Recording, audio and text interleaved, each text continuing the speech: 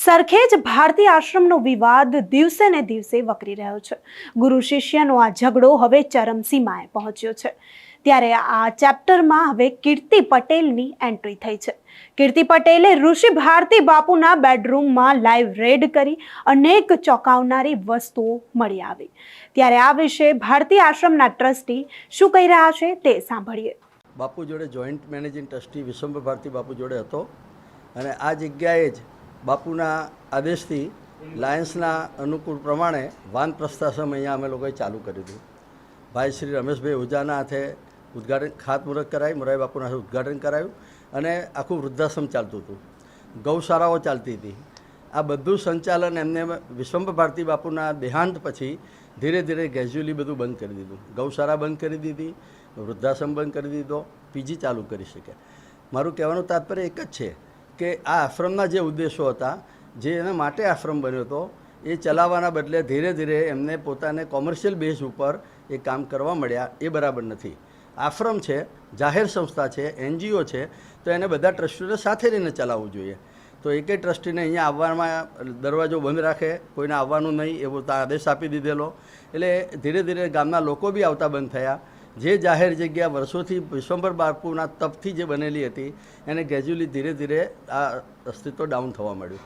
એટલે અમને એમ લાગ્યું કે આ બરાબર નથી, જાહેર જગ્યા છે અને પબ્લિકની છે, પબ્લિક ટ્રસ્ટ છે, અને એટલા માટે મહામંડલેશ્વર હરિરાનંદ બાપુને વિનંતી કરી કે આપ અહીંયા રહો તો કંઈક આશ્રમ, કારણ કે આપણે તો અમે તો વ્યવહારિક માણસો છીએ, સંસારિક માણસો છીએ, અહીંયા કોઈ માણસ તો જોઈએ ને ગાદી ઉપર, એટલે એમને અહીંયા બેસવાની વિનંતી કરી, એમને માન્ય રાખી અને જે કંઈ એમનું છે એમના પ્રોબેટ બી એમનું આપેલું છે, ઇલીગલ એમને વસિયતનામું પણ બનાવ્યું। એટલે એ બધી પ્રવૃત્તિ જોતાં અમને એમ લાગ્યું કે બધા ટ્રસ્ટીઓ સામે એક જ ટ્રસ્ટી, 10 ટ્રસ્ટીમાં એક જ ટ્રસ્ટી એક બાજુ અને 9 ટ્રસ્ટીઓ એક બાજુ છે, તો બહુમતીથી જે થાય એ માન્ય રાખવાનું હોય। એ પોતે તો એમ જ કહે કે નહીં, હું એક જ જે કહું એ સાચું। એટલે આ મુશ્કેલીઓના અનુભવના આધારે અત્યારે આ પરિસ્થિતિનું નિર્માણ થયું છે। હું રામભાઈ નરેશભાઈ ગઢવી, હાલ ભારતીય આશ્રમ સરખેજનો જે આશ્રમ છે એના હું મેનેજર તરીકે અહીંયા છું। અત્યારે હું 3 દિવસથી અહીંયા આવીને જોઉં છું તો ગૌશાળાની અંદર મંડપ સર્વિસનો સામાન પડ્યો છે, ભાડે આપેલું છે। વૃદ્ધાશ્રમની અંદર 70 વૃદ્ધો રહેતા હતા, એમાંથી અત્યારે 8-10 વૃદ્ધો રહે છે। અંદર રૂમની અંદર પંખા નથી, ટ્યુબલાઇટ નથી, વૃદ્ધોને જમવાની તકલીફ હતી। બધું આવીને અત્યારે અમે જોયું, સર્વે કર્યું તો એવું થાય કે ભાઈ અમુક માણસોએ આવીને એવું કીધું કે આ વ્યક્તિ અહીંયા હતા તો ડેલો પણ ખોલતો નહીં। મંદિરે દર્શન કરવાના, મોઢું જોવાનું, મોઢું જોઈને મંદિરમાં જવા દેવાના, એને ગમે તો જવા દેવાના, એને ન ગમે તો નહીં જવા દેવાના। મંદિરે દર્શન કરીને આની પાની સાઈડ કોઈને આવવા દેવાના નહીં। આ પરિસ્થિતિ અહીંની હતી। બીજું, રૂમ નંબર 6 અને 7 આ 2 રૂમ એ પોતે વાપરતા, ઋષિ ભારતી જે છે એ 6 નંબરનો રૂમ વાપરતા, 7 નંબરનો રૂમ છે એ માતાજી વાપરતા। 2 રૂમની હાલત એટલી બધી ખરાબ હતી। તમે સાધુની અંદર રહ્યા, સંન્યાસી છો, ડબલ બેડનો બેડરૂમ ન હોવો જોઈએ, બેડરૂમ છે, અંદર ન બોલી શકાય એવી વસ્તુઓ અંદર પડી છે। આ બધું બાપુના મગજમાં વાત કોઈએ નાખી છે, એના કારણે બાપુ અહીં આવેલા છે। અને જે કાંઈ વસ્તુ છે ભારતી આશ્રમમાં વિશ્વંભર ભારતી બાપુએ જે પણ રીતે આ આશ્રમનું આખું મેનેજમેન્ટ કરતા હતા એ જ રીતે બાપુ કરશે। અને બાપુના અને ટ્રસ્ટીના જે આદેશ હશે એ પ્રમાણે અહીંયા હું આનું બધું વ્યવસ્થા પૂરી કરીશ।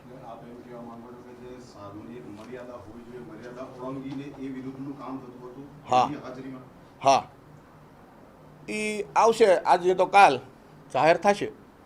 કોઈ પણ આશ્રમની અંદર કોઈ સાધુ રહેતા હોય તો એની બધી જ પ્રકારની મર્યાદા હોવી જોઈએ।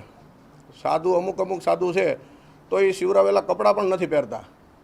હું સાધુ પરંપરામાં છેલ્લા 10 વર્ષથી શ્રીપંત દશનામ દત્ત જૂના કડા પાલીતાણાનો વહીવટ કરતા છું અને મને સાધુઓની હારે જ રહું છું, એટલે મને ઘણી બધી સાધુઓની વિશેની માહિતી છે। પણ આ તો સાધુનું ખાલી નામ જ છે, બાકી તમે રૂમની અંદર જુઓ તો તમને બધાને ખબર પડે કે આ માણસ આશ્રમમાં તો નહીં, આને સાધુય ન રહેવા દેવાય। હિન્દુ ધર્મમાં, સનાતન ધર્મમાં આવા વ્યક્તિઓને કાયદેસર કપડાં પહેરાવી દેવા જોઈએ। એ એવું કહે છે કે અમારો સમાજ ભેગો થાય, એનો મેનેજરે એમાં લેવાનું નથી કાંઈ। કોળી સમાજ ભેગો થાય, કોળી સમાજના સેવકો બાપુના છે, બાપુના 18 વર્ણના સેવકો છે, હરેક સમાજના બાપુના સેવકો છે. એ એવું કહે છે હું એક કોળી સમાજનો છું ને મને હેરાન કરે છે, એવું કાંઈ છે જ નહીં ભાઈ. તો ભારતીય આશ્રમના ટ્રસ્ટી મુકેશ પટેલના આ નિવેદન વિશે તમારું શું માનવું છે? કીર્તિ પટેલ ત્યાં પહોંચી કઈ રીતે, તે પણ અહીં મોટો સવાલ ઊભો થઈ રહ્યો છે. ત્યારે કીર્તિ પટેલ પોતાના આ વિડીયોમાં કહી રહ્યા છે કે મારા ગુરુ ભાઈઓ અહીંયા છે, તેથી મેં અમુક વસ્તુઓ એવી છે જેને હું દેખાડી પણ નથી શકતી, એવા પેકેટ મેં જાતે ફેંક્યા છે જે હું દેખાડી નથી શકતી, તેવું કીર્તિ પટેલ આ વિડીયોમાં કહી રહ્યા છે. ત્યારે સવાલ અહીં મોટો એ પણ ઊભો થઈ રહ્યો છે કે કીર્તિ પટેલ કયા ગુરુ ભાઈઓની વાત કરી રહ્યા હતા? તમને શું લાગે છે? અમને કમેન્ટ કરી ચોક્કસથી જણાવજો તથા અમારી ચેનલ નિર્ભય ન્યૂઝને લાઇક, શેર અને સબસ્ક્રાઇબ કરવાનું ભૂલશો નહીં. આભાર.